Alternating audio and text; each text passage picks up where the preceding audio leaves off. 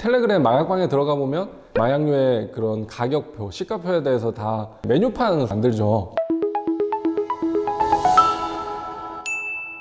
안녕하십니까 여러분. 여러분의 인생을 지켜드리는 인생변호사 배한진 변호사입니다.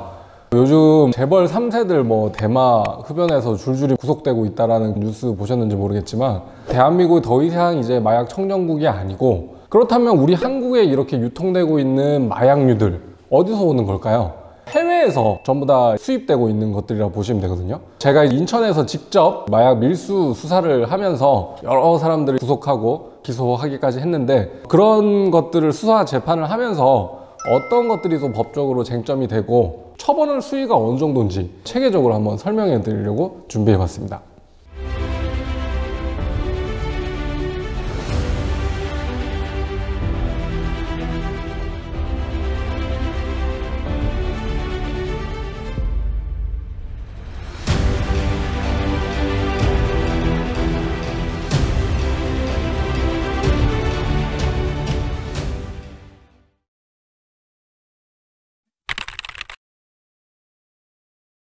국내에서 유통되는 마약류 중에 가장 큰 비율을 차지하는 게 필로폰이잖아요. 필로폰을 가지고 한번 설명을 해볼게요. 마약, 향정신성 의약품, 대마, 이 세 가지를 묶어서 마약류라고 해요. 필로폰이 향정신성 의약품, 줄여서 향정이라고 하는데, 마약류 관리에 관한 법률이라는 그런 법률에서 규정을 하고 있는데, 그 법 58조를 보면 향정인 필로폰을 대한민국으로 수입하는 경우에는 무기 또는 징역 5년 이상의 법정형에 처하게 됩니다.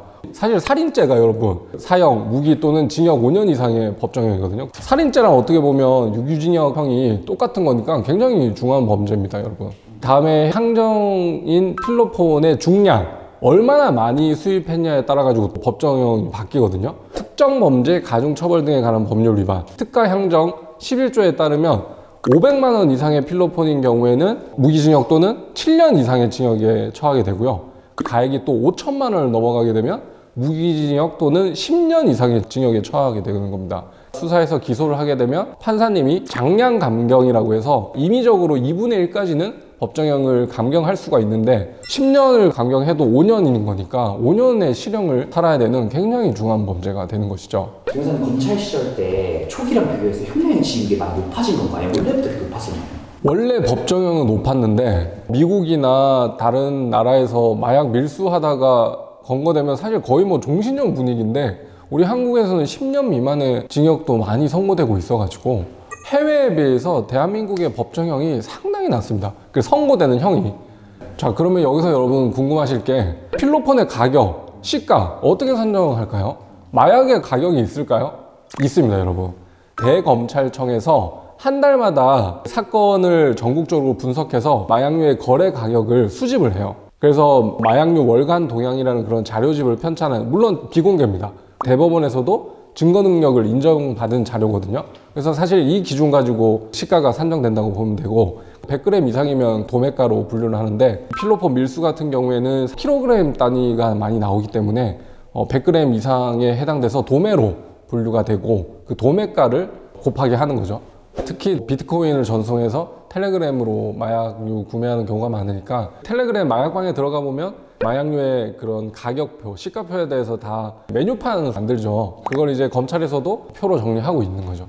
여기서 또 끝이 아닙니다, 여러분. 밀수로 이제 수사받는 사건 중에 가장 중하게 적용되는 게 바로 마약류 불법 거래 방지에 관한 법률 6조에서 규정을 하고 있는 내용인데, 수리남에서 황정민 씨처럼 마약류 밀수를 직업으로 하는 사람은 사형, 그 다음에 무기 10년 이상의 징역 플러스 1억 원 이하의 벌금을 병과에서 선고하도록 돼 있어요. 이렇게 밀수 사건은 99% 확률로 이제 구속된다고 보시면 되거든요. 하나라도 다퉈야지 무죄가 나올 수 있기 때문에 압수수색 과정에서 적법 절차를 다투는 거는 기본으로 하고, 필로폰이라는 사실을 몰랐다, 중량이 시가 500만 원 내지는 5천만 원이 넘어가는 거를 몰랐다, 그런 주장도 하기도 하고, 그리고 밀수 사건은 마약류가 국내에 딱 도착하는 순간 범행이 끝나버려요. 법률 용어로 기수에 이르렀다고 하는데, 단순히 심부름해서 수거하는 사람은 밀수 범행의 공범으로 볼 수가 없거든요.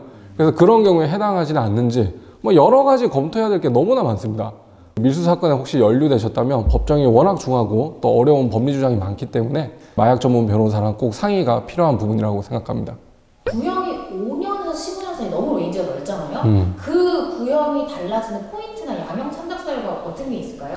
일단은 가장 큰 게 국내 유통이 실제 이루어졌나 이루어지지 않았나. 그 말인즉슨 한 번 했나 여러 번 했냐거든요. 국내에 뿌려진 게 없고 전부 다 1회 만에 단속이 됐다. 그럼 5년에서 10년 사이에 구형을 하고, 그렇지 않고 여러 번 해서 이미 국내에 많은 양이 풀어졌다.